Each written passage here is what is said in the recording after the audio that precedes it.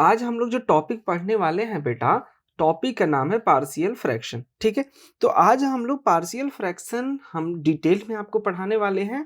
और partial fraction कब use करेंगे, कैसे यूज करेंगे, आप अगर पूरी लेक्चर मतलब अगर टोटल लेक्चर आप अच्छे से देखेंगे तो 100% आपको समझ में आएगा। उसके बाद दुनिया का कोई भी क्वेश्चन होगा पार्शियल फ्रैक्शन का, आप इजीली सोल्व कर पाएंगे। ठीक है, तो अभी मैंने आपको यही बोला कि आप ध्यान से देख लो A to Z वीडियो। ठीक है, मतलब आप पार्शियल फ्रैक्शन का जो अभी वीडियो देख रहे हो टोटल देखना, उसके बाद आपको कोई प्रॉब्लम नहीं रहेगी। हाँ, बीच में अगर आप छोड़ देते हो तो कोई प्रॉब्लम आ जाएगी फिर आपको बाद में।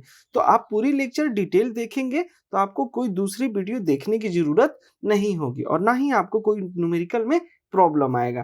तो देखिए, सबसे पहले अब हम बताते हैं कि पार्शियल फ्रैक्शन कैसे यूज करते हैं, कब यूज करेंगे और कैसे यूज करेंगे। तो देखो बेटा, पार्शियल फ्रैक्शन का मतलब होता है जब हमें ऊपर एक फंक्शन होगा और नीचे भी हमारा कोई फंक्शन होगा। तो ऊपर हमें फंक्शन कुछ भी हो सकता है, ठीक है, हमें नीचे हमारा यही 3 के फॉर्मेट में होना चाहिए। तो हम ध्यान से देखते हैं, rule number 1, rule number 2 and rule number 3 की डिस्कस करूंगा। तो यहाँ क्या है कि अगर ऊपर वाले का पावर नीचे वाले का पावर, जो मतलब नीचे वाले का पावर ज़्यादा होना चाहिए, तभी हम ये वाला तीनों रूल यूज करेंगे। पावर ज़्यादा का मतलब क्या होता है कि जैसे x के पावर है तो ऊपर जो x होगा और जो नीचे x होगा, तो दोनों सब कुछ मल्टीप्लाई करने पे हाईएस्ट जो x का पावर है वो नीचे वाले का ज़्यादा होना चाहिए, तभी ये तीनों रूल यूज करेंगे। पहला कंडीशन।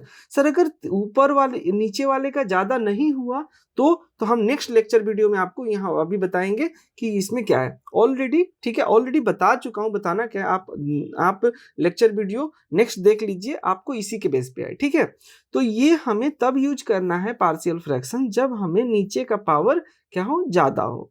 ठीक है, अब हमें क्वेश्चन रूल नंबर 1, जब हमें इस टाइप का क्वेश्चन दिख जाएगा fx अपॉन एक्स माइनस ए एक्स माइनस बी, जब इस तरह का क्वेश्चन दिखेगा तो हमें इसको इंटीग्रेशन सोल्व करना डिफिकल्ट होगी।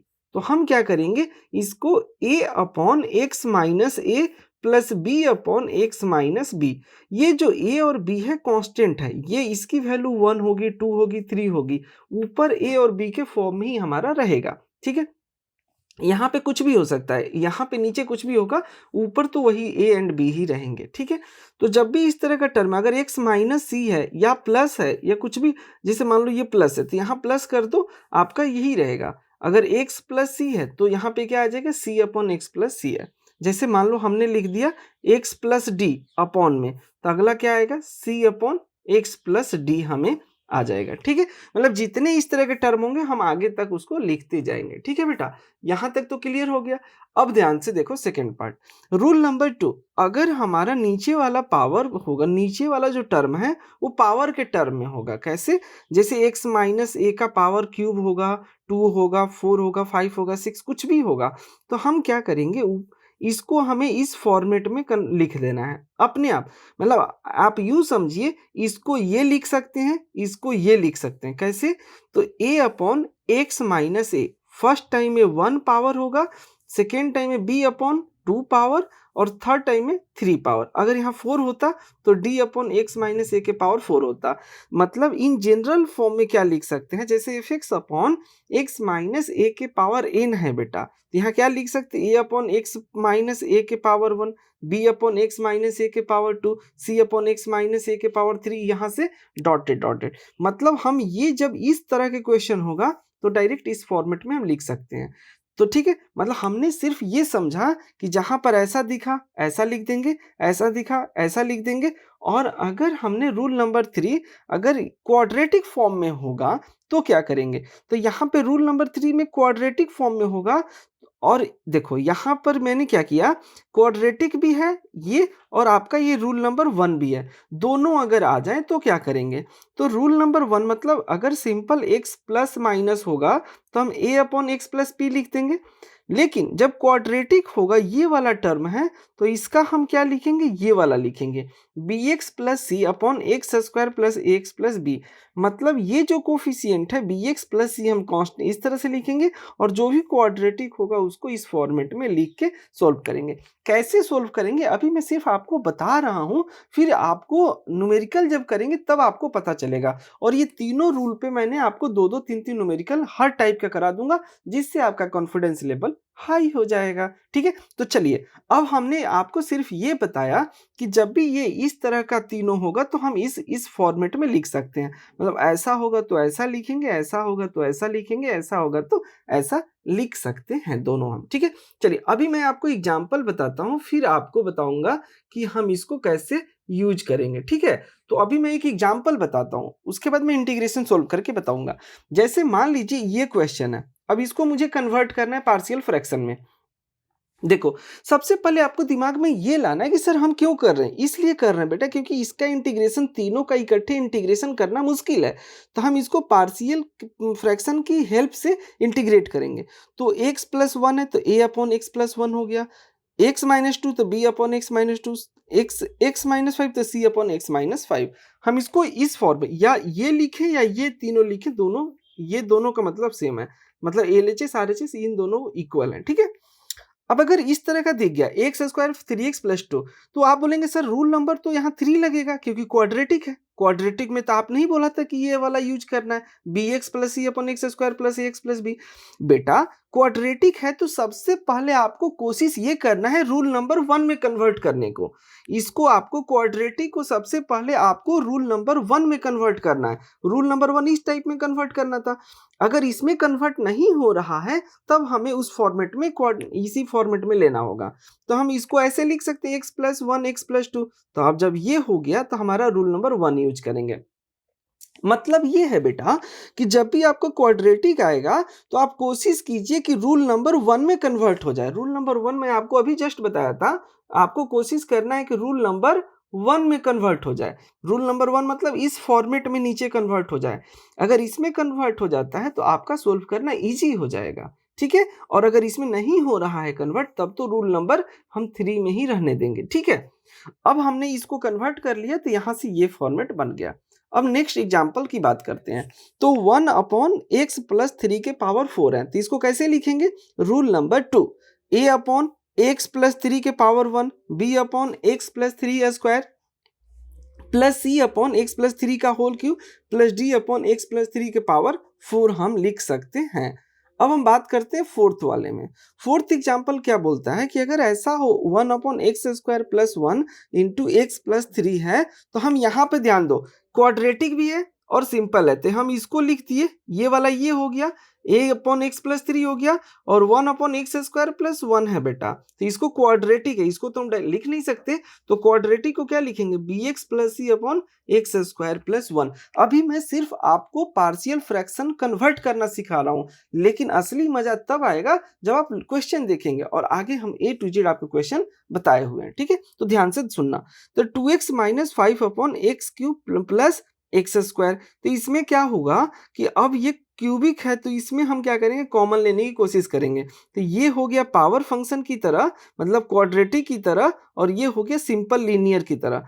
तो इसको हम ए अपॉन एक्स प्लस वन लिख सकते हैं और इसको क्वाड्रेटिक वाले को इस फॉर्मेट में हम कन्वर्ट कर देंगे। तो अभी मैंने आपको तीन चार एग्जाम्पल दिखाए कि जब भी इस फॉर्मेट में आपको क्वेश्चन दिख जाए तो आप इसको इस तरह से कन्वर्ट कर लेना है। चलिए अब हम क्वेश्चन डिटेल में देखते हैं। ठीक है, तो पूरा लेक्चर आप डिटेल में देखेंगे तो 100% आपका कॉन्फिडेंस लेवल क्लियर हो जाएगा। ठीक है, तो अब हम चलते हैं क्वेश्चन नंबर वन। इस क्वेश्चन में क्या है बेटा कि one upon X minus one into X plus one into four X minus five है।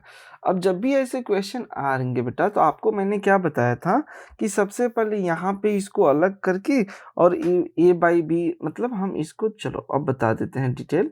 देखो सबसे पहले हम इसको ऐसे लिख लेंगे, तो क्या होगा X minus one X plus one into four X minus five हम लिख देंगे। इसको क्या करेंगे a upon X minus one plus B upon X plus one plus C upon 4x minus 5 हम लिख देंगे। ठीक है, अब हम क्या करेंगे बेटा, इसको अब हम एलसीएम लेंगे। ठीक है, एलसीएम लेंगे तो क्या होगा, x minus 1 x plus 1 4x minus 5 is equal to, हमने एलसीएम ले लिया तो x माइनस 1 हो गया, x प्लस 1 हो गया और 4x माइनस 5 हो गया। तो यहाँ पर हम क्या लिख सकते हैं, x plus 1 into 4x minus 5 लिख देंगे। अब एलसीएम लेंगे यहाँ पे तो यही आएगा बेटा, a इंटू b इंटू कितना आएगा बेटा, ये दोनों जाएंगे, x माइनस 1 4x माइनस 5 होगा बेटा। ठीक है, और प्लस c इंटू कितना होंगे, x माइनस 1 x प्लस 1, यही होगा बेटा। ठीक है, ये बात तो हमें 100% क्लियर हो गई। ठीक है, अब हम क्या करेंगे कि इनकी वैल्यू जो है, अब हम नीचे वाले को कैंसिल कर देंगे। तो नीचे को कैंसिल करके हमारा क्या बन गया, अब इसको मल्टीप्लाई करेंगे बेटा। तो इसको मल्टीप्लाई करेंगे तो आप ध्यान, अभी हम ऐसे ही लिख देते हैं, a into X plus 1 4x minus 5 plus b into x minus 1 4x minus 5 plus c into x minus 1 x plus 1 होगा। ठीक है, ऐसे ही होगा। अब हम इसको मल्टीप्लाई करते हैं बेटा। ठीक है, अब ध्यान से देखो, अब जब मल्टीप्लाई करेंगे बेटा तो यहाँ पे क्या आएगा, 4ax square minus ax minus 5। अब इसको पहले मल्टीप्लाई करेंगे तो यही होगा। अब हम इसको सोल्व कर दिया तो ये आ गया। ठीक है, अब हम इसको सोल्व करेंगे बेटा, तो जब इसको सोल्व करेंगे तो क्या होगा, 4b x square minus 9b x plus 5b। ठीक है, ये आ गया बेटा। अब हम इसको सोल्व करेंगे तो क्या होगा, इसको अगर हम सोल्व करते हैं तो c वाले को, तो यहाँ पे क्या होगा, c x square minus c होगा, यही होगा बेटा। ठीक है, अब ध्यान दो कि अगर हमने ऐसा मान लिया, अब हमें एक्स स्क्वायर के कोफिशिएंट को सेपरेट करना है, एक्स के कोफिशिएंट को सेपरेट करना है। ठीक है, तो अब हमें क्या करना है कि एक्स स्क्वायर वाला एक है यहाँ पर है, तो एक्स स्क्वायर का कोफिशिएंट को एक तरफ कर लेते हैं। तो क्या होगा, 4a plus 4b plus c, यही होगा बेटा। एक्स स्क्वायर का कोफिशिएंट को एक तरफ कर रहे हैं, अब हमें एक्स के कोफिशिएंट को एक तरफ करेंगे तो एक्स का कोफिशिएंट क्या होगा, माइनस ए। अगर एक्स का कोफिशिएंट ये है माइनस ए माइनस 9b। ठीक है, और यहाँ पे क्या होगा, माइनस 9b, यही होगा बेटा। अब हम बात करते हैं किसका, मतलब कांस्टेंट टर्म। एक्स स्क्वायर का कोफिशिएंट हमने ले लिया, एक्स का कोफिशिएंट ले लिया, कांस्टेंट टर्म क्या होगा, माइनस 5a प्लस 5b और माइनस c होगा, यही होगा। तो हमारे 3 टर्म आ गए, एक्स स्क्वायर का कोफिशिएंट आ गया, एक्स का कोफिशिएंट आ गया और कांस्टेंट टर्म हमने अलग ले लिया। ठीक है बेटा, तो अब हम यहाँ पर क्या करने वाले हैं, कंपेयर करेंगे। तो ऑन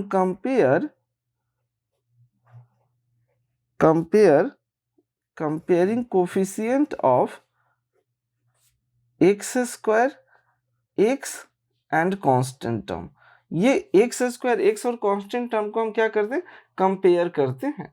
तो जब कंपेयर करेंगे बेटा तो यहाँ पर एक्स स्क्वायर इस एलएचएस में देखो, कहीं पर भी एलएचएस में एक्स स्क्वायर है नहीं है। तो हमारा जो इक्वेशन बनेगा 4a plus 4b plus 4c equal to 0। ये 0 कैसे आया, ये सोचना है हमें। ठीक है, तो देखो बेटा, एक्स स्क्वायर का इधर से कोफिशिएंट एक्स स्क्वायर का इधर के कोफिशिएंट से इक्वेट करेंगे, क्या कहीं पर भी एक्स स्क्वायर है, यहाँ नहीं है, तो ये हम इसको 0 करेंगे। एक्स का कोफिशिएंट यहाँ पर minus A minus 9b equal to 0, X यहाँ पर है बट एक्स इधर भी नहीं है, तो ये हमारा इक्वेशन नंबर 2 हो गया। अब कांस्टेंट टर्म कितना है बेटा, 5a plus 5b minus C equal to 0 नहीं लिखेंगे, यहाँ पे क्या लिखेंगे, 1 लिखेंगे, क्योंकि कांस्टेंट टर्म यहाँ पर है, कांस्टेंट टर्म क्या है, 1 है एलएचएस साइड में। तो ये हो गया हमारा इक्वेशन नंबर 3। यहाँ तक तो क्लियर हो गया। अब हम क्या करेंगे बेटा, इन इक्वेशन 1 2 3 को सोल्व करेंगे। तो चलिए हम सोल्व करते हैं। अगर हम इक्वेशन 2 में से a की वैल्यू फाइंड कर लेते हैं तो a इक्वल टू कितना आ गया, 9b आ गया। इस 9b को पुट कर देते हैं बेटा, पुट कर देते हैं इक्वेशन सेकेंड एंड थर्ड में। इक्वेशन सेकेंड एंड थर्ड में हम पुट करते हैं, तब a इक्वल टू -9b, मतलब a जहां जहां है equation first and equation third में, फर्स्ट और थर्ड में जहां जहां a है, a की जगह पे -9b पुट कर देते हैं। तो यहाँ क्या होगा, -9, तो यहाँ पे डायरेक्ट हम पुट कर देते हैं, तो -9 into 4b plus 4b plus c equal to 0, यही होगा बेटा। तो अब हम लिख सकते हैं यहाँ पे -36b plus 4b plus c equal to 0। यहाँ से क्या आ जाएगा, 36, यहाँ पे 32b अगर सोल्व करते हैं तो 32b plus c equal to 0, इसको हमने फोर्थ इक्वेशन मान लिया। ठीक है, ये फोर्थ इक्वेशन हो गया। अब हम a की वैल्यू पुट करते हैं यहाँ पर थर्ड इक्वेशन में। यहाँ पे किस में पुट किए हैं, फर्स्ट इक्वेशन में। ठीक है, अब हम यहाँ पे फर्स्ट इक्वेशन में पुट किए थे, ये आ गया। अब हम किस में पुट करेंगे बेटा, थर्ड इक्वेशन में पुट करेंगे। जब थर्ड में पुट करेंगे तो क्या होगा, 5 इंटू -9b प्लस 5b, ठीक है, माइनस सी इक्वल टू 0, यही होगा। तो अब ध्यान दो बेटा कि यहाँ पे क्या था, -5 है था, थर्ड वाले -5 था, तो माइनस माइनस क्या हो गया, प्लस हो गया। तो यहाँ पे 45, ठीक है, 45 plus 45b plus 5b minus C equal to 0 हो गया बेटा। तो यहाँ से 50b minus C equal to 0, ये इक्वेशन हो गया, फिफ्थ हो गया। अब हमें क्या करना है कि फोर्थ और फिफ्थ को सोल्व करना है। Solving fourth equation and fifth equation.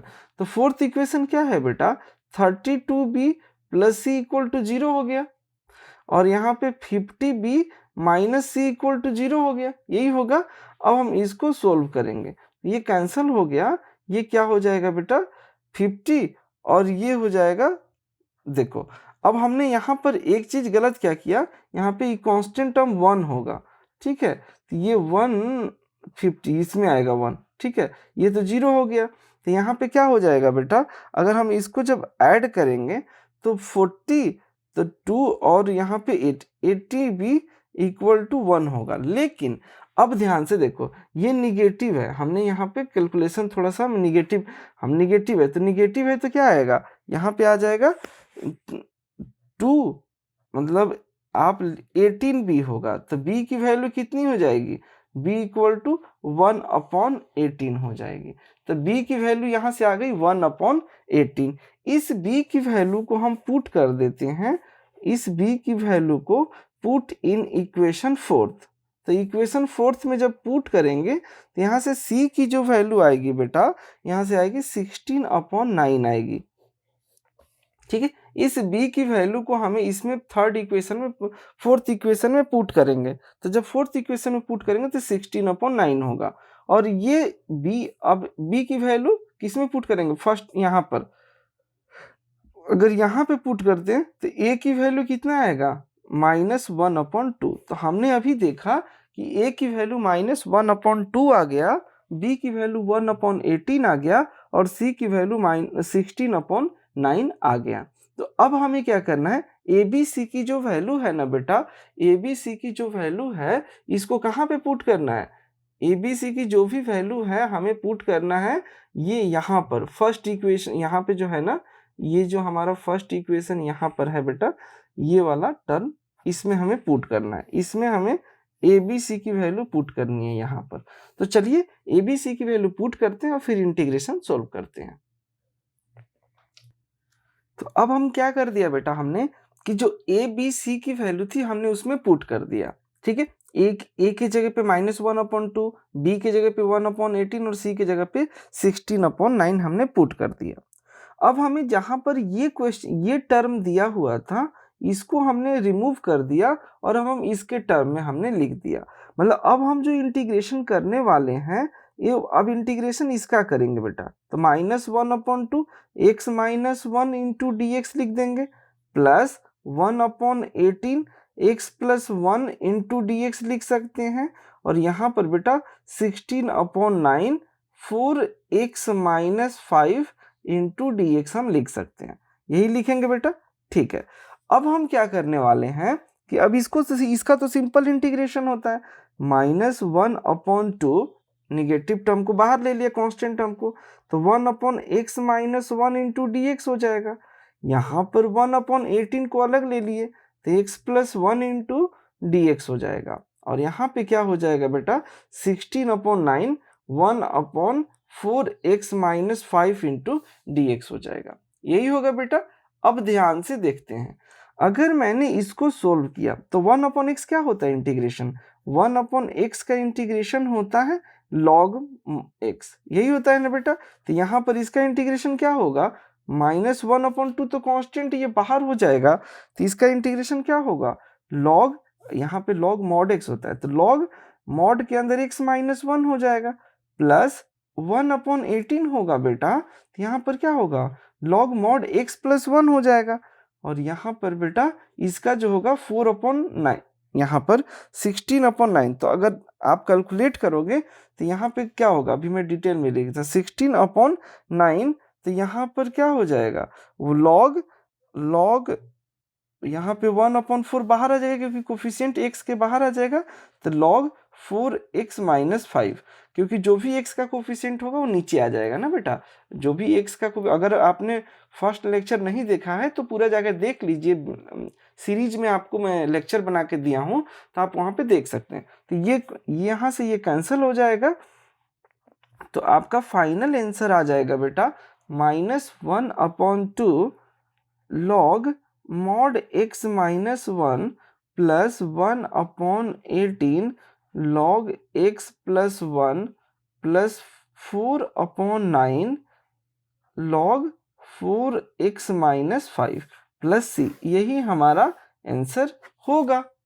तो अभी हमने क्या देखा कि जब भी कोई भी ये बड़ा टर्म था, यहाँ पर इस टर्म को हमने कैसे सोल्व कर लिया बेटा, इस टर्म को हमने इजिली इस टर्म में कन्वर्ट कर लिया, उसके बाद इंटीग्रेशन किया, क्योंकि यहाँ पर इंटीग्रेशन फाइंड करना डिफिकल्ट था। ठीक है, इसका डायरेक्ट इंटीग्रेशन नहीं फाइंड कर सकते, इसलिए हम पार्शियल फ्रैक्शन का यूज करते हैं। तो चलिए, अभी मैंने जितने भी आपको वर्किंग रूल में सिखाया हूँ उन सभी के बेस पे न्यूमेरिकल आपको अभी सोल्व करते हैं। तो चलिए नेक्स्ट क्वेश्चन, क्योंकि पूरा लेक्चर अगर आप देखेंगे ना उसके बाद आपको कोई भी क्वेश्चन में प्रॉब्लम नहीं रहेगा, तो हाँ ध्यान देना, टोटल पूरा लेक्चर देखना है।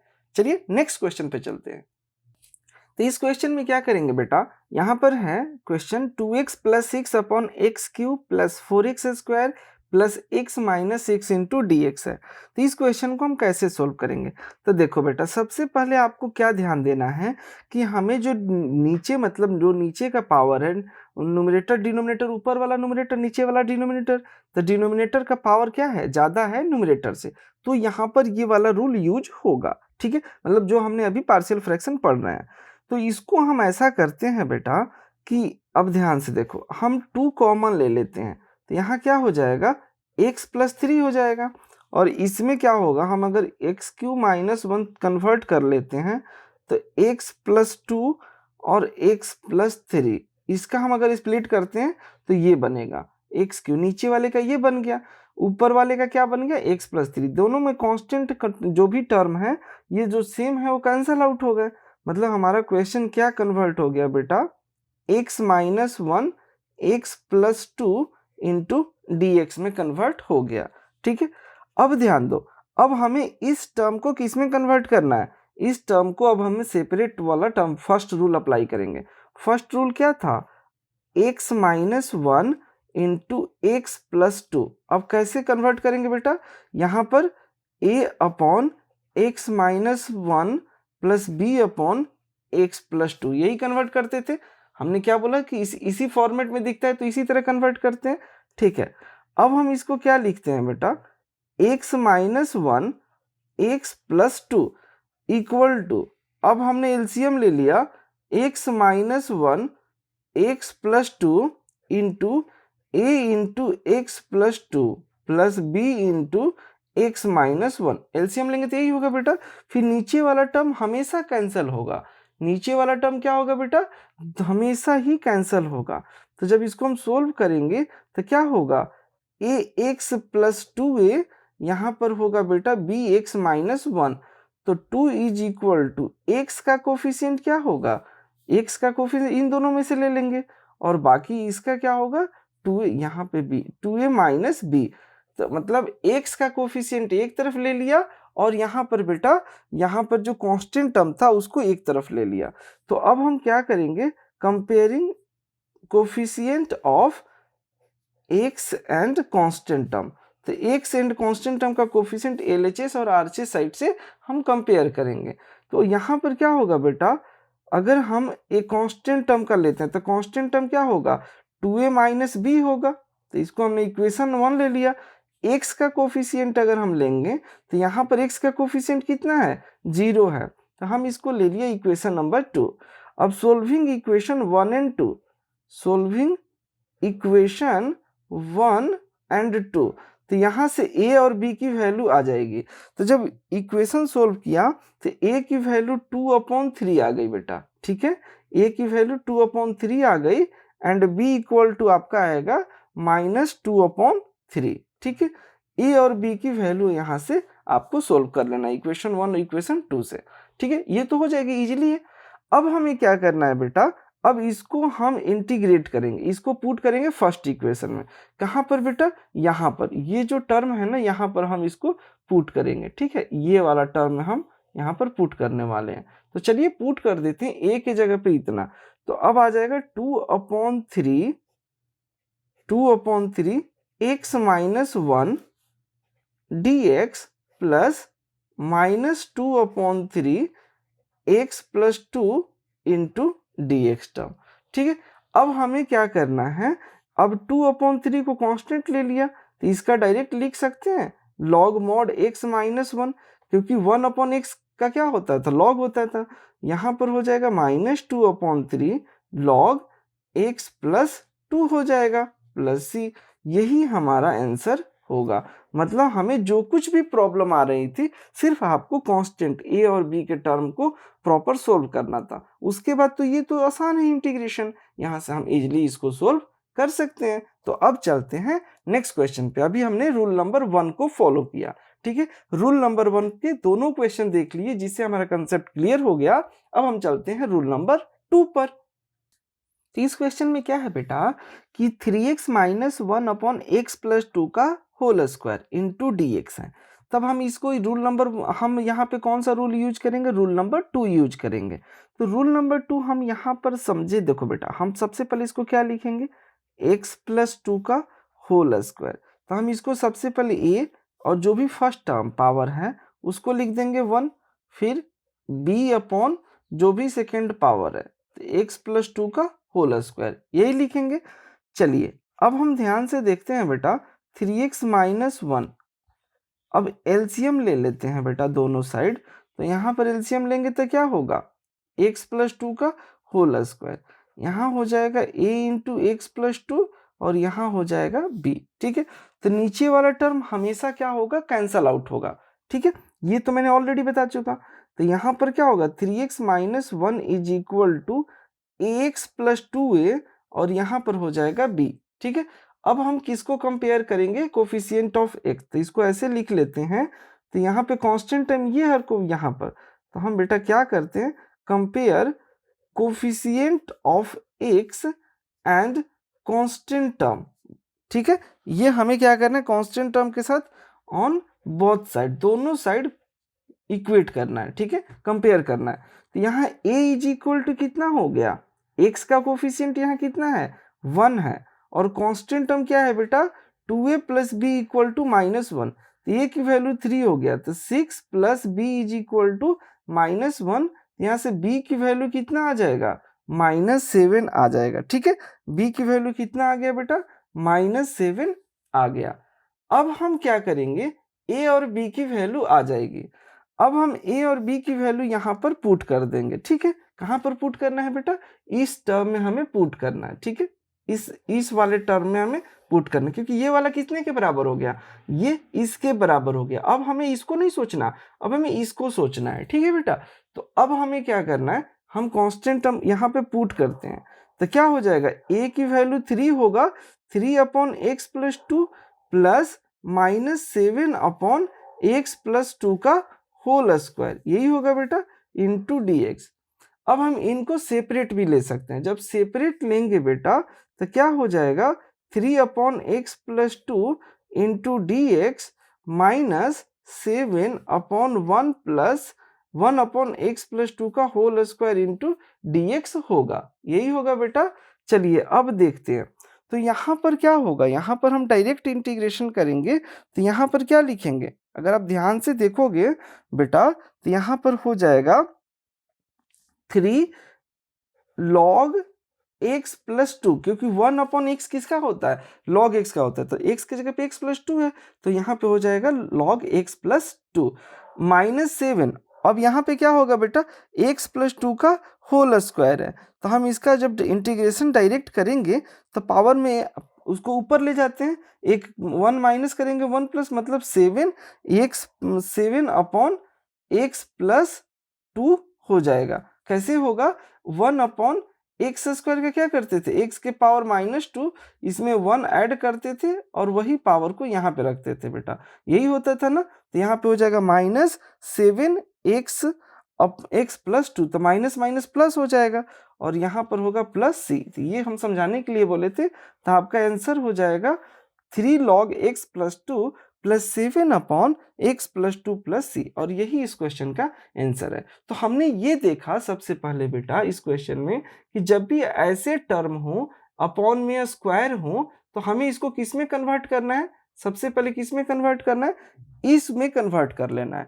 तो क्योंकि इसको डायरेक्ट हमें सोल्व करना थोड़ा सा डिफिकल्ट है, तो इसको सोल्व ना करके हम इसको रूल नंबर 2 में सोल्व कर लिया, और a और b की वैल्यू फाइंड करके यहाँ पे लिख देना है, उसके बाद सिंपली इंटीग्रेट करना है। तो चलिए और भी क्वेश्चन इस टाइप में हम देखते हैं। इस क्वेश्चन में क्या है बेटा, इंटीग्रेशन सोल्व करना है 3x - 2 upon x+3 into x+1 का होल स्क्वायर। तो अभी फिर वही, अब यहाँ पे रूल नंबर 1 और रूल नंबर 2 दोनों मिक्स हो गए, तो हम क्या करेंगे बेटा, चलिए देखते हैं। तो हम यहाँ पे लिख सकते हैं 3x - 2 upon x+3 into x+1 का होल स्क्वायर। तो हम यहाँ पे लिख सकते हैं बेटा a अपॉन, फर्स्ट वाला तो रूल नंबर 1 से आएगा बेटा, और ये दोनों किस रूल से आएंगे, b upon x+1 plus c upon x+1 का होल स्क्वायर। यहाँ पे दोनों रूल यूज हो गया बेटा। अब हमें क्या करना है, इसका एलसीएम ले लेना है। तो जब एलसीएम लेंगे बेटा तो क्या आएगा देखते हैं, 3x - 2 x+3 इंटू x+1 का होल स्क्वायर। अब यहाँ पर भी एलसीएम लेंगे तो क्या होगा, सेम यही आएगा बेटा, x+3 x+1 का होल स्क्वायर। तो यहाँ क्या होगा, a इंटू x+1 का whole square plus b into x+3 into x+1 plus c into x+3 आएगा, यही टर्म आएगा बेटा। अब हमें क्या करना, नीचे वाले कैंसिल हो गए, अब हम इसको ऊपर लिख दे 3x - 2। अब इसको मल्टीप्लाई करेंगे, तो जब मल्टीप्लाई करेंगे तो क्या होगा, ax² plus 2ax plus a, कैसे आया, a प्लस b का होल स्क्वायर कीजिए, फिर उसको a के साथ मल्टीप्लाई करो। क्या करना है बेटा, a+1 का होल स्क्वायर को मल्टीप्लाई की a प्लस b का होल स्क्वायर कीजिए, यहाँ पर x+1 का होल स्क्वायर कीजिए, उसके बाद a से मल्टीप्लाई कीजिए, तो यही होगा x+1 का होल स्क्वायर क्या होता है, x² plus 1 square plus 2a 21x, ठीक है। अब यहाँ पर क्या होगा बेटा, b वाले का होगा bx² plus 4bx plus 3b, ठीक है, 3b प्लस यहाँ पे क्या होगा cx प्लस 3c, यही होगा बेटा, cx प्लस 3c। अब हमें क्या करना है, इसको सोल्व करना है। तो सबसे पहले हम एक काम और करते हैं कि x² के कोफिशिएंट को एक तरफ लेते हैं, तो x² का कोफिशिएंट एक ये है, ये है, यही दो हैं, तो a प्लस b एक तरफ कर लिया। x का कोफिशिएंट देखते हैं, तो x का कोफिशिएंट कौन है, एक ये है और ये है और ये है बेटा। तो यहाँ पर x का कोफिशिएंट क्या है, 2a plus 4b plus c। अब यहाँ पे क्या होगा, a plus 3b plus 3c। ये हमारा 3 टर्म हो गए, कांस्टेंट हो गए। ठीक है, ये हमारा कांस्टेंट हो गया, यही होगा बेटा। ठीक है, अब हम क्या करते हैं, कंपेयर करते हैं। कंपेयर करते हैं बोथ साइड, किससे कंपेयर करते हैं, x square X and constant term on both side, दोनों साइड हम कंपेयर करते हैं। ठीक है, जो अभी तक हम करते आए हैं। तो जब कंपेयर करेंगे बेटा, तो एक्स स्क्वायर का कोफिशिएंट क्या है, a plus B equal to 0, क्योंकि LHS में एक्स स्क्वायर है ही नहीं। जब है नहीं तो उसका कोफिशिएंट कहाँ से होगा।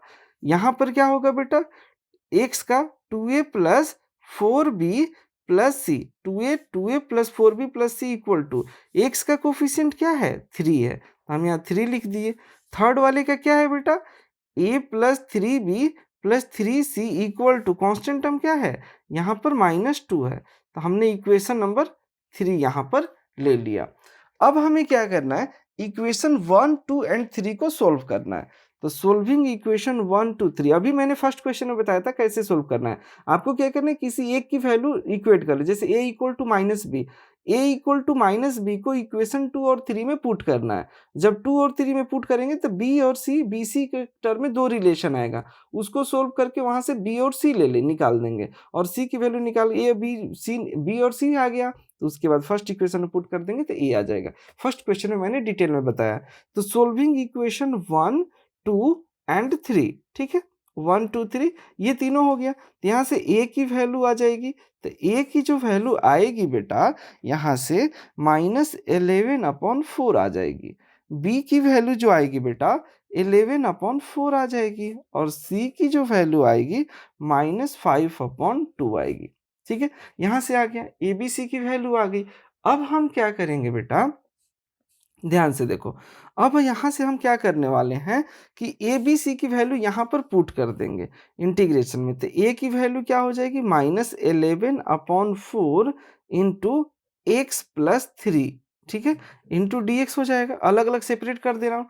बी की वैल्यू 11/4 एक्स प्लस 1 हो जाएगा इंटू डी एक्स, प्लस सी की वैल्यू क्या होगा, -5/2, तो -5/2 एक्स प्लस 1 का whole square into D X हो जाएगा। तब तो इसको सेपरेट हम सोल्व कर सकते हैं। ठीक है, चलिए देखते हैं। तो -11/4 को सेपरेट ले लिया, तो 1/x प्लस 3 डी एक्स हो गया।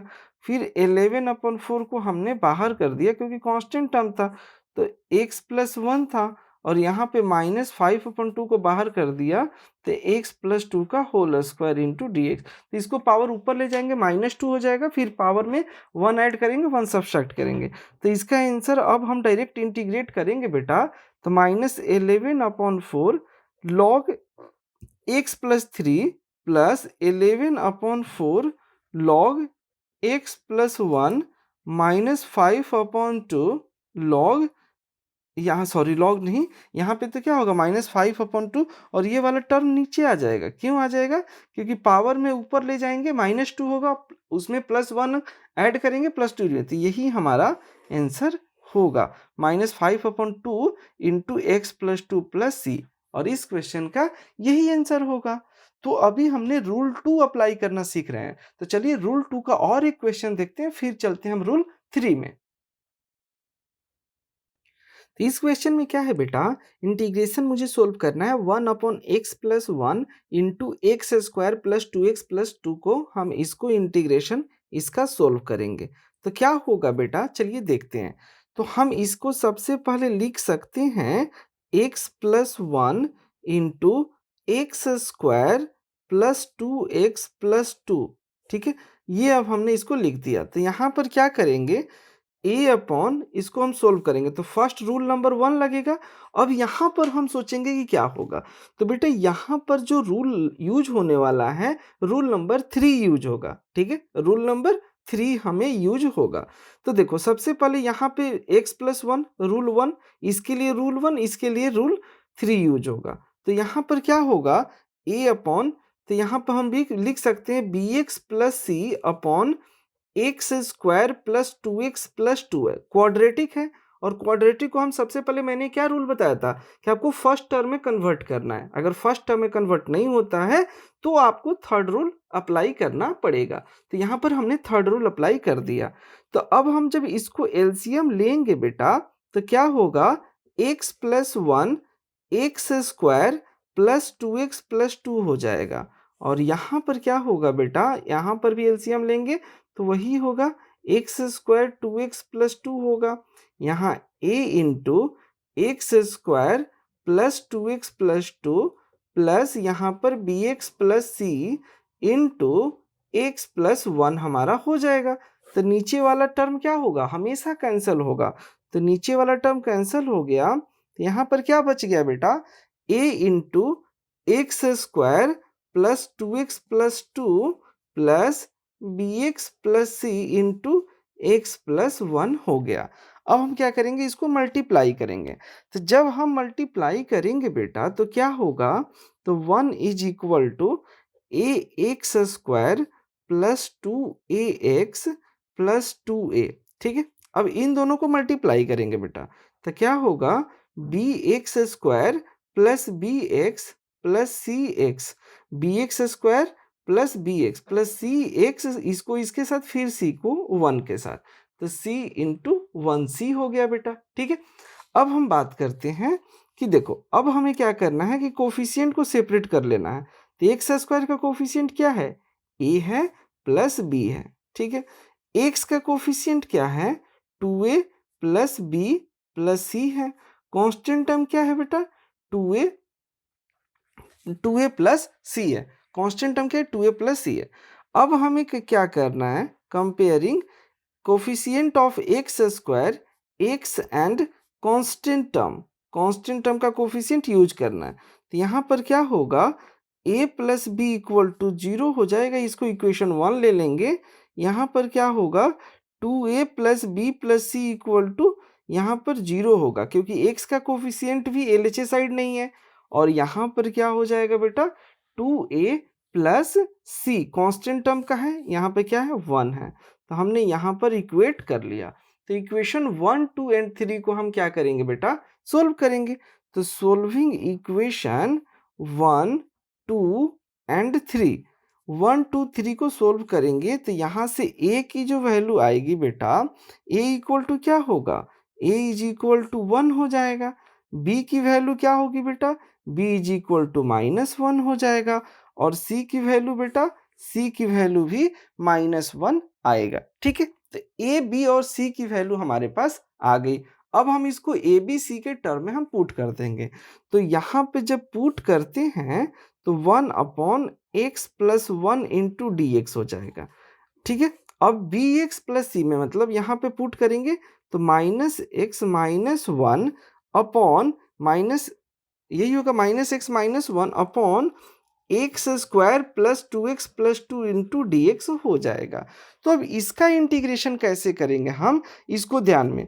अब ये तो पता ही, तो हमने रूल हमने आपको बताया ही था, log x प्लस वन होता है 1 अपॉन एक्स का। ठीक है, अब इसका इंटीग्रेशन आपको आना चाहिए। अगर नहीं आता इसका मतलब लेक्चर 1 देखिए। लेक्चर 1 में क्या मैंने ये पूरे डिटेल हमने आपको इस तरह के क्वेश्चन का बताया हूँ। ठीक है, तो अगर यहाँ पर होगा तो मान लीजिए हमने इसको अगर इंटीग्रेशन आपको बताना है तो 2 से मल्टीप्लाई कर दीजिए, 1/2 से मल्टीप्लाई कर दीजिए। और यहाँ पे माइनस है तो माइनस हम बाहर कॉमन ले लेते हैं। तो यहाँ क्या हो जाएगा, x - 1 हो जाता है, x प्लस 1 हो जाएगा। तो हमने क्या, 1 मिनट रुक जाइए बेटा, हमने क्या किया, 1/2 से डिवीजन किया तो 2 से मल्टीप्लाई भी तो करेंगे ना। ऊपर 2 से मल्टीप्लाई और नीचे 2 से डिवाइड कर दिया तो बात एक ही हो गया, इंटू डी एक्स हो गया। अब हम इसको सब्स्टिट्यूशन मेथड से सोल्व कर सकते हैं, या ऐसा बोलिए कि अब इसको हम t मान लेते हैं, x square plus 2x plus 2 को t मान लेते हैं। तो 2x plus 2 into D X is equal to D T होगा ना। ये तो हमने ऑलरेडी लेक्चर 2 में से पढ़ाया हुआ था। तो ऊपर वाले को क्या मान लेते हैं, डी टी, और नीचे वाले को t मान लेते हैं। तो यहाँ पर जो होगा बेटा, log x प्लस 1 माइनस 1/2, ये क्या हो जाएगा, ऊपर डी टी होगा नीचे t होगा, तो हम इसको log t लिख सकते हैं, यही लिख सकते हैं। तो डायरेक्ट मैं लिख देता हूँ log t। t की वैल्यू क्या है यहाँ पर, X square 2x plus 2 plus C, और यही हमारा आंसर होगा। ठीक है, तो हमें क्या देखना है कि हम सबसे पहले क्वेश्चन देख के ये पता लगाना है कौन सा रूल यहाँ पर यूज होने वाला है। जब रूल यूज हो गया उसके बाद तो सिंपली सोल्व करके और इंटीग्रेशन जो पहले करते थे वही करना है। ठीक है, तो चलिए एक और प्यारा सा क्वेश्चन हम देखते हैं बेटा। तो इस क्वेश्चन में क्या है बेटा, इंटीग्रेशन सोल्व करना है x square X plus one upon X square plus one into X plus to का। ठीक है, अब हम यहाँ पर क्या करेंगे बेटा, सबसे पहले जब इंटीग्रेशन इसका हमें सोल्व करना होगा तो हम सबसे पहले इसको इंटीग्रेशन से बाहर कर लेते हैं पहले, फिर बाद में हम उसको लगा देंगे। ठीक है बेटा, तो X square plus one into X plus to, अब हम इसको क्या कन्वर्ट कर लेंगे, तो यहाँ पे रूल नंबर 2 यूज होगा, यहाँ पे रूल नंबर 1 यूज होगा। ये बात तो क्लियर है। तो हम इसको, आप चाहें तो हम इसको अलग से पहले रूल नंबर 1 ले लेते हैं। तो x प्लस टू आ गया क्योंकि ये तो सिंपल है। और यहाँ पर क्या होगा बेटा, स्क्वायर है। अगर क्वाड्रेटिक होता है तो हमने ऑलरेडी बता चुके हैं कि B X plus C upon X square plus one हम इसको लेंगे, यही लेंगे बेटा। अब ध्यान दो, यहाँ तक ये आ गया। अब हम क्या करेंगे बेटा, अब इसको हम एलसीएम लेके सोल्व करेंगे। तो X square plus one upon X square plus one into X plus two is equal to, अब हमें क्या करना है, X plus two into X square plus one. यहाँ पे ए इंटू क्या होगा, एक्स स्क्वायर प्लस वन, यहाँ पर क्या होगा B X plus C into X plus two हो गया। ठीक है, अब हमें क्या करना है, नीचे वाले को जो सेम है कैंसिल कर दिए।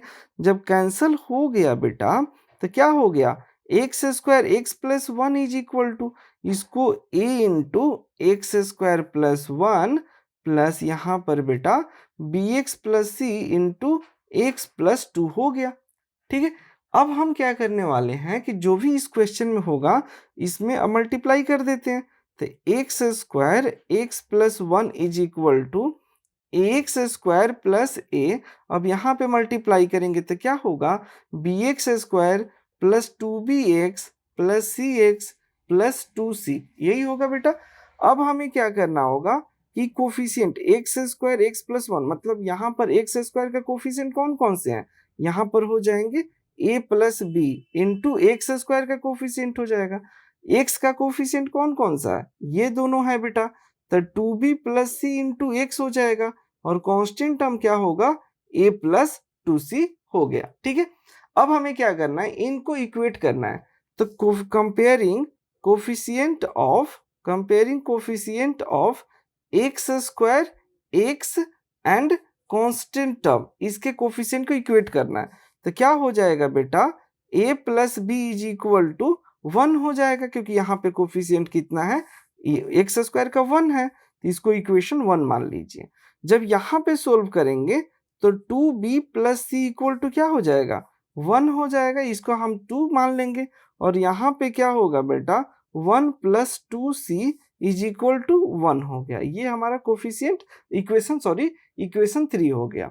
तो अब solving equation one two and three, solving one two and three, अगर वन टू थ्री को हम सोल्व करेंगे तो ए की वैल्यू आ जाएगी बेटा, यहाँ से जब इक्वेशन को सोल्व करेंगे तो ए की वैल्यू आ जाएगी 3/5, बी की वैल्यू आ जाएगी बेटा 2/5, ठीक है, एंड सी की वैल्यू आ जाएगी आपको 1/5। तो ए बी एंड सी की वैल्यू आपको आ गई। तो अब हम क्या करने वाले हैं, इन ए बी सी की वैल्यू वहां पर पुट करेंगे।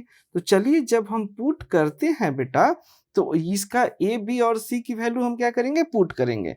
तो जब पुट करेंगे तो हमारा जो फाइनल जो बनेगा बेटा, क्या बनेगा, 3/5 एक्स प्लस टू बनेगा। ठीक है, 3/5 एक्स प्लस टू, यहाँ पे डी एक्स प्लस क्या होगा बेटा, 2x plus one upon 5 into X square plus one into D X हो जाएगा। तो हम क्या कर सकते हैं, अब तो सिंपली हो गया, अब तो सिंपल हो गया इसको सोल्व करना। 3/5 1/x plus two into D X हो जाएगा।